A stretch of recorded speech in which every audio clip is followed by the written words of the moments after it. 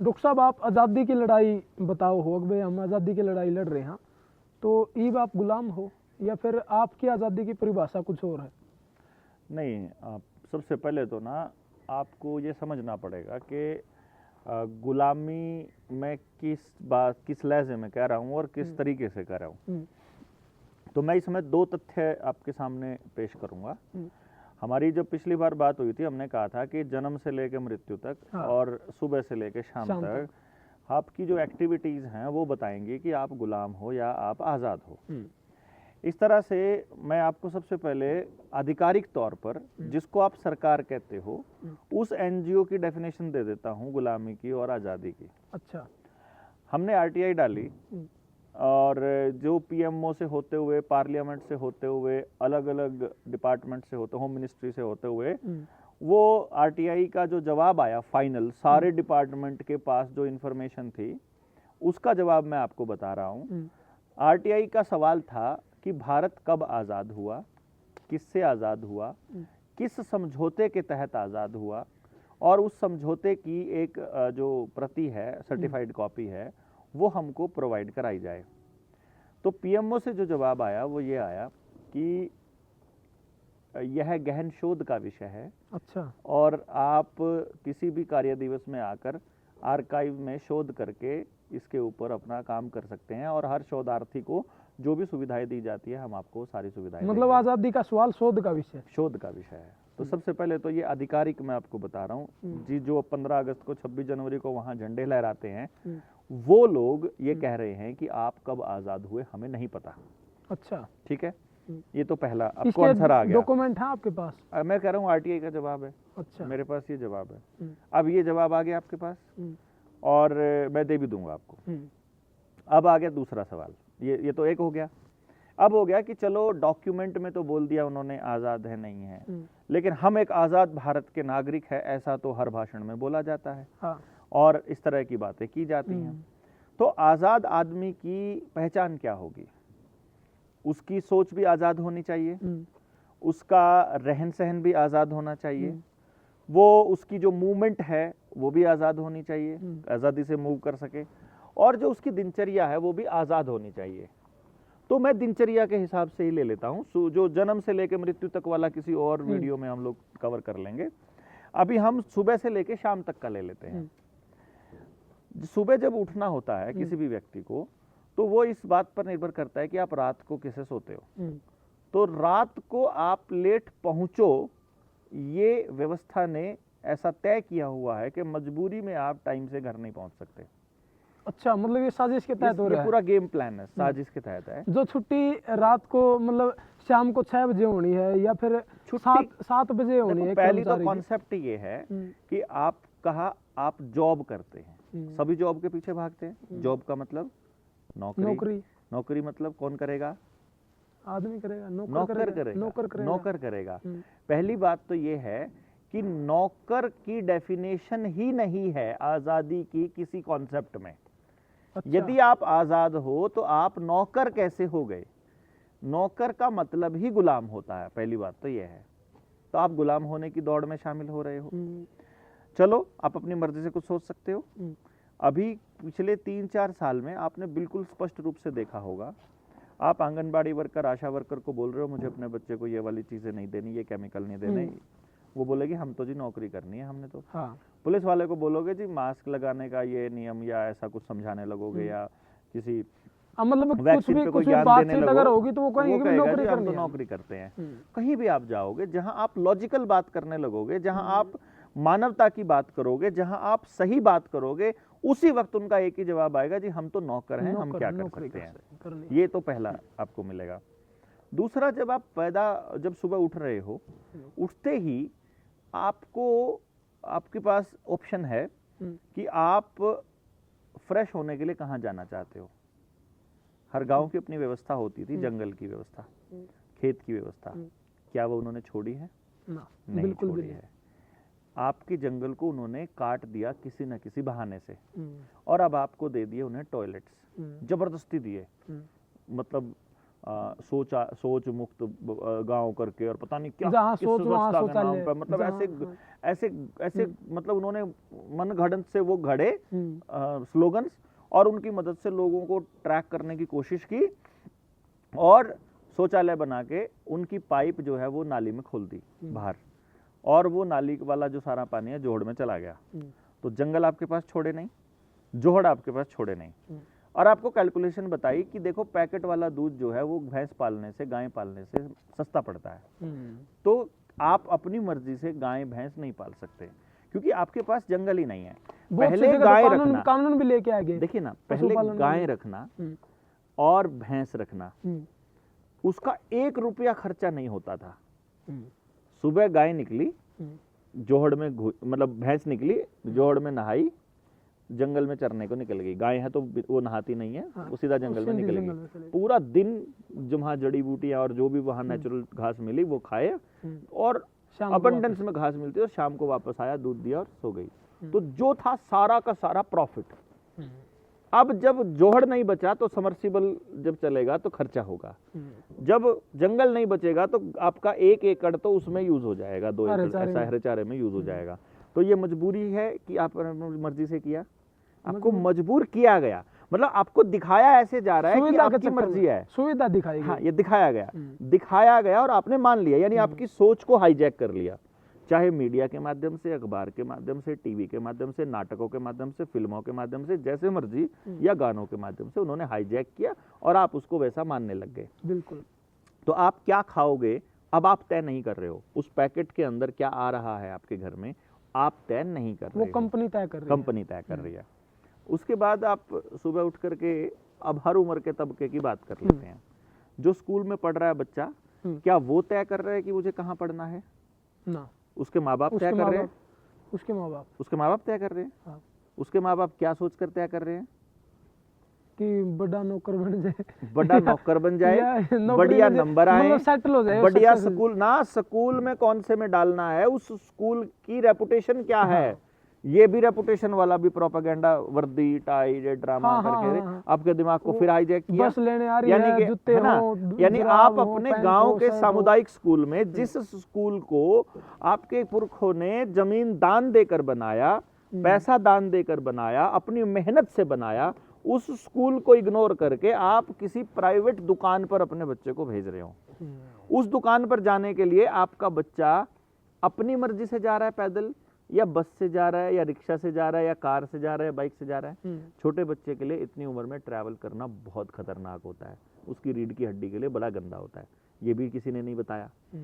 वो आपके जिंदगी के ट्रैवलिंग 5-10 किलोमीटर जाने में भी दिक्कत होगी, वो ट्रैवल के लिए बना ही नहीं है ना। छोटा बच्चा तो भाई मेरे, उसकी तो हड्डी कितनी कमजोर है, उस वक्त आप उसको गाड़ी बस की सीट में बिठा रहे हो, और 5-10 किलोमीटर, आपका स्कूल 2 किलोमीटर भी है ना, बस में बैठने के बाद 1 घंटे से पहले स्कूल नहीं पहुंचता बच्चा, पूरा 1 घंटा लगता है उसको स्कूल तक पहुंचने में, और बैठा रहता है वो वहां पर। अब आपका बच्चा अब पहुंच गया स्कूल, मतलब अभी स्कूल कौन सा है ये आपने तय नहीं किया, बच्चे ने तय नहीं किया। सब्जेक्ट कौन से पढ़ने हैं ये आपने तय नहीं किया, बच्चे ने तय नहीं किया।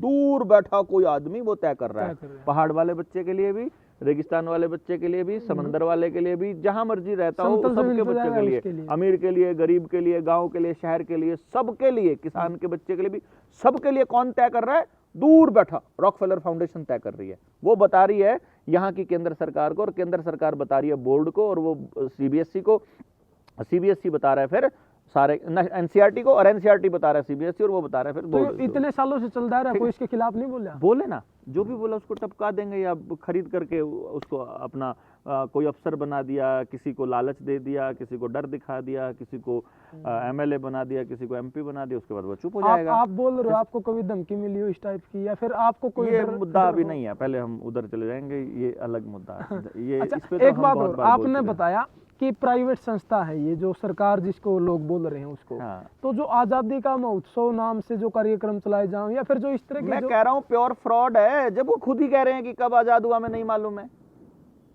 वही लोग आजादी का अमृत महोत्सव मनाने वाले ही लोगों के दफ्तर से चिट्ठी आती है कि हमें नहीं पता, ये शोध का विषय है। अच्छा, ये सवाल मतलब मैंने आपको शुरू में ही बोल दिया ना, वही कह रहे हैं कि आप आजाद नहीं हुए, लेकिन उसके बाद की बात कर रहा हूँ ना। आपके बच्चे का सिलेबस आप तय करते हो, स्कूल आपने तय नहीं किया, टीचर आपने तय नहीं किया, वो जैसा पढ़ा रहा है आपको पढ़ना पड़ेगा, जो पढ़ा रहा है आपको पढ़ना पड़ेगा, जिस वक्त पेपर ले रहा है उस वक्त पढ़ना पड़ेगा, जिस वक्त खड़े होने को बोलेगा खड़ा हो जाना, जिस वक्त प्रेयर में चलो प्रेयर में, लाइन में चलो लाइन में। आप अपनी मर्जी से खेल नहीं सकते, अपनी मर्जी से पढ़ नहीं सकते, सब्जेक्ट सेलेक्ट नहीं कर सकते, टाइम सेलेक्ट नहीं कर सकते, कपड़े सेलेक्ट नहीं कर सकते, किताब सेलेक्ट नहीं कर सकते, कौन सी पब्लिकेशन से लोगे ये भी स्कूल तय करता है, बिल्कुल तय करता है, धंधा तय करता है, कौन सी वर्दी पहनोगे, कौन से रंग की पहनोगे, ये भी वो तय करते हैं, कौन सी कॉपी लेनी, कौन सी कॉपी लेनी, कौन सा, सब कुछ वो तय करते हैं, सब कुछ वो तय करते हैं। और उसके बाद जब क्लासरूम में बैठते हो ना, आपको क्या याद करना है वो भी वही तय करते हैं, पेपर में क्या लिखना है वो वही तय करते हैं। आप सोच नहीं सकता आपका बच्चा, ये है छोटे बच्चे की, कॉलेज में पढ़ने वाले बच्चे की बात। इससे बड़े चले जाओ, यूनिवर्सिटी में जाना है, किसी पेपर में यूपीएससी में एग्जाम देना है, जुडिशरी का देना है, एसएससी का देना है, बैंक पीओ का देना है, सिलेबस वही तय करते हैं। बिल्कुल। स्किल चेक करते हैं क्या? ना, कि डीसी बनने के लिए जो स्किल चाहिए वो तो चेक नहीं करते, रट्टा कितना है वो चेक करते हैं। बस एग्जाम बनने के बाद फिर वही लैंग्वेज बोलना शुरू कर देता है, नौकर हूं मैं तो। अब दुकानदार पे आ जाते हैं, ये तो नौकर का हो गया। हाँ। पढ़ने वाले पढ़ाने वाले पे हो गया, अब दुकानदार पे आ जाते हैं। दुकानदार क्या दुकान पर बेचेगा ये आप तय करते हो कि कोई और तय करता है? कोई और तय कर रहा है, कोई और ही तय कर रहा है। आप गुड़ नहीं बेच सकते, महंगा पड़ता है, गुड़ गांव में नहीं बना सकते, आपको जीएसटी नंबर लेना पड़ेगा, आप चूने वाला काम नहीं कर सकते, आपको अपनी रेहड़ी का भी रजिस्ट्रेशन कराना पड़ेगा, खुला तेल नहीं बेच सकते, खुला आप कुछ भी नहीं बेच सकते। आपके मापदंड हैं, प्लास्टिक के आप पन्नी नहीं रख सकते, लेकिन प्लास्टिक की चीजों में पैक होकर के आपको खाना मिल जाएगा आराम से। यानी कि एक एक नियम को कौन तय कर रहा है, आप या वो आपसे पूछ के कर रहा है ना, कभी सहमति, कोई सहमति, कोई जानकारी, कुछ नहीं। आपके लिए नियम कोई और बना रहा है, इसको गुलामी कहोगे, आजादी कहोगे? आपको क्या करना है ये तय कोई और कर रहा है, तो ये गुलामी है कि आजादी है? गुलामी। आपके घर में कौन सी ट्यूबलाइट लगेगी, कौन सा मीटर लगेगा, कौन सा सिलेंडर आएगा, कौन सी पाइप आएगी, कौन सा पानी आएगा, कितना बिल आएगा, किस तरह से आएगा, किस कंपनी को बेचना है, कोयला किसको बेचना है, सोना किसको बेचना है, जंगल किसको काट के देने हैं, ये वहां का नागरिक तय कर रहा है कि वो लोग तय कर रहे हैं? भारत के विदेशी नागरिक, भारत के नागरिक कर रहे हैं कि विदेश के नागरिक? कौन तय कर रहा है ये तो पता नहीं, लेकिन बंदा खुद तो तय नहीं कर रहा, खुद नहीं कर रहा ना। जंगल में रहने वाला आदमी, अभी आदिवासियों के जंगल उजाड़े जा रहे हैं, वहाँ कोल माइंस के लिए और बिजली के संयंत्रों के लिए, तो ये जंगल के आदिवासी तय नहीं कर रहे हैं, यहाँ के मालिक तय नहीं कर रहे हैं। कौन तय कर रहा है? कोई और तय कर रहा है। और वो कौन है? रट्टे मारा हुआ आदमी, जो गुलाम प्रवृत्ति से पल करके बढ़ के आया है। दुकानदार आप अपनी मर्जी से नहीं। मिस्त्रियों के लिए भी रास्ता बंद हो गया है, क्योंकि अभी जो गाड़ियां नहीं आई हैं वो केवल एजेंसी में ही होंगी। कोई मशीन बनाने की फैक्ट्री किसी गांव के बंदे ने खोली है? कोई मशीन आपने बनाई है? कोई ट्रैक्टर बनाया, कोई सुई बनाई, कुछ भी बनाया है? जो बनाया किसने बनाया? बड़ी कंपनियां, कॉरपोरेशंस और सरकार में बैठे हुए लोगों ने। ठीक है, तो कंपनी आप नहीं बना रहे, दुकान आप नहीं बना रहे, सामान आप नहीं बना रहे, कुछ आप बना नहीं रहे, कुछ आप बेच नहीं सकते अपनी मर्जी से, कहीं पर आप दुकान नहीं खोल सकते अपनी मर्जी से, आप अपनी मर्जी का मकान नहीं बना सकते, मकान बनाने के लिए भी आपको परमिशन लेनी पड़ती है, नक्शा पास कराना पड़ता है, फीस देनी पड़ती है, सड़क पे चलने की भी फीस देनी पड़ती है, बच्चा पढ़ाने की भी फीस देनी पड़ती है, बीमार होने पे इलाज की भी फीस देनी पड़ती है। आपका कौन सा काम है जिसकी आपको फीस नहीं देनी पड़ती? आप मालिक हो कि गुलाम हुए, मुझे तो समझ में नहीं आ रहा है। इसके बाद आगे चले जाओ, ये तो एक नौकरी वाले का हो गया, दुकानदार का हो गया, अब किसान का ले लेते हैं। किसान अपनी जमीन का मालिक ऐसा कहते हैं, सबकी जमीन बैंकों में लोन पे पड़ी हुई है, ये उसने तय नहीं किया, माहौल बनाया गया। बैंक धक्के से वो कौन सा बीज लेगा ये किसान तय करता है, कौन सी खाद डालेगा किसान तय करता है, तो मिलती है कौन से उपकरण डालेगा ये किसान तय करता है, डीजल पेट्रोल का किसान तय करता है रेट, जो उसकी फसल होती है उसका किसान तय करता है, कुछ भी किसान तय करता है। तो किसान मालिक हुआ, किसी भी कोई निर्णय में उसकी कोई पूछ नहीं, उससे कोई लेना देना नहीं, तो वो कहां से हो गया? उसको कहां होती है? 3 कानून लेके आगे के लिए हो गया। मतलब वो उनसे पूछे बिना कोई तबका बचा? कोई तबका बचाओ बता दो। समाज का कोई भी तबका अपनी मर्जी से सुबह से लेके रात तक जो भी कर रहा है, क्या वो तय कर रहा है? जिस हिसाब से आप बता रहे हो उस हिसाब से तो नहीं कर रहा हूं। उसके कोई और हिसाब से बता दो। आपके पास कोई और हिसाब है तो उससे बता दो भाई। नहीं, रेलवे किसको बिकेगा ये आप तय कर रहे हो ना? वो रोडवेज आपके पुरखों ने कमाया। इतना तो तय कर रहे हैं कि भाई कहाँ जॉब करनी है मैंने, मतलब जॉब वाला तो है, कहाँ कैसे पढ़ क्यों रहे कैसे हो? आपको आर्मी में जाना आप तय कर रहे हो, आप जाओगे और आप जा करके आपका सिलेक्शन हो जाएगा ना, उसके लिए तैयारी करनी पड़ेगी। क्राइटेरिया होगा, वो लिमिट होगी, 400 सीट है 400, आप अगर 401 में होंगे आपको नहीं लिया जाएगा ना, फिर आप कितने ही बड़े देशभक्त हो, फिर तो नहीं ले जाए है? हाँ। आपने 12वीं कर लिया, 12वीं के बेसिस आपके पास स्किल है, आप लेकिन एक बात बताओ, आप किसी इंजीनियर से भी बढ़िया इंजीनियरिंग कर सकते हो, लेकिन आपको इंजीनियरिंग की पोस्ट पे आप नौकरी नहीं आप तो मिलेगी। फिर दोबारा से वो कह रहे हो कि भी जिस हिसाब से मतलब आदिमानव रहा कर दिया, फिर आदिमानव के बारे में जिस तरीके से सुन रहे हैं ठीक उसी तरीके से रहो। देखो मैंने एक बार भी ऐसा नहीं बोला है कि आदि नहीं, मानव या आपने पहले बोला की नहीं, तरह लेकिन बोलो। होया तो कुछ उसी नहीं तरीके से। नहीं, मैंने तो फिर एक बात कैसे? बोली है, हाँ। मैं जैसे रहना चाहता हूँ मुझे उसकी आजादी होनी चाहिए कि नहीं होनी चाहिए, होनी चाहिए, तो फिर आपको रोक मुझे कैसे स्वस्थ रहना है, मुझे प्रकृति से कैसे जुड़ा रहना है, इसका ज्ञान मुझे देना चाहिए कि नहीं देना चाहिए, सिस्टम को, मेरे पुरखों को देना चाहिए, मेरे हाँ, बुजुर्गों को देना चाहिए। आपको ज्ञान दे दिया, सारी बात बता दी, इससे बीमार पड़ोगे, इससे बीमार नहीं पड़ोगे, आप तय करो भाई मैंने तो बीमार पड़ना है। लेकिन यहाँ आपको बीमार करने वाली चीजें दी जा रही हैं, यहाँ आपको स्वस्थ सजेशन में रखने वो से मिल दूर रहा है। रखा जा रहा है। सजेशन में वो चीजें मिल रही हैं। यहाँ आपको देखो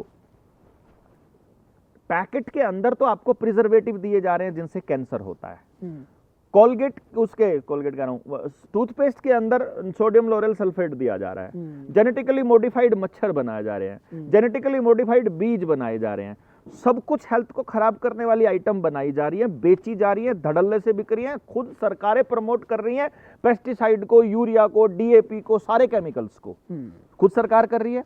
ठीक है, बिल्कुल। आपका इलाज किसी भी बीमारी से होना हो आपको खुद करवाना पड़ेगा। बच्चा पैदा हो रहा है तो इलाज खुद कराना, कैंसर हो जाए, टांग टूट जाए, कुछ और हो जाए, आपका इलाज खुद कराना पड़ेगा। लेकिन बीमार होने से पहले की कौन सी वैक्सीन लगेगी ये खुद सरकार तय करती है, सरकार भी नहीं कंपनियां तय करती हैं। आपको सड़क पे चलते हुए कुछ हो जा रहा है, उसका इलाज करने से पहले मतलब आपको पैसे जमा कराने पड़ेंगे, लेकिन आपको कुछ नहीं हुआ है, आपको हेलमेट ना पहनने का फाइन लगेगा। मतलब आपको वो कह रहे हैं कि ये तुम्हारी सुरक्षा के लिए है, तुम हमारी सुरक्षा के बहुत सारे रास्ते हैं, तुम हमें अच्छी चीजें क्यों नहीं देते हो, हेल्दी चीजें क्यों नहीं देते तो हो? फिर हेलमेट की निशानी क्या है? नहीं निशानी नहीं, मैं तो ये कह रहा हूँ कि हेलमेट पहनूं या ना पहनूं ये मैं तय करूंगा ना। हाँ। मुझे तो अपना सिर उड़वाना है भाई, मैं तो मरना चाहता हूँ भाई, तुम्हें क्या दिक्कत है? तुम फिर हर जगह से क्यों नहीं बचाते हो मुझे, सिर्फ हेलमेट पे फाइन क्यों है? मतलब ये जो सेलेक्टिव जो आप लोगों को ऐसे माइंड प्रोग्राम किया जा रहा है ना, इसको मैं ये कह रहा हूं कि आप तय नहीं कर रहे हो कुछ भी, कोई नियम आप तय नहीं कर रहे हो। आपसे कोई भी ठुल्ला रास्ते में खड़ा होकर के पूछ लेता है कहां जा रहा है, लाइसेंस दिखा, तू कौन लाइसेंस देखने वाला? नौकर मालिक से लाइसेंस मांग लेता है बिना गलती किए। नौकर जो है घर पे चिट्ठी भेज देता है कि तुम फाइन जमा करो। इस पूरी व्यवस्था में बदलाव किस तरीके से आवा? समझ, आपको आजादी की समझ हो, आपको मालूम हो आपके होने का मतलब क्या है, समझ होगी, आपको मालूम है कि आपके होने का मतलब क्या है और आप क्या करने के लिए आए हो, अपनी अगली पीढ़ी को क्या देना चाहते हो, आप अपना नॉलेज कैसे पास ऑन करना चाहते हो, नॉलेज क्या है, नॉलेज को कैसे गैदर करना है, नॉलेज को अगली पीढ़ी को कैसे देना है, ये रास्ता समाज तय करेगा।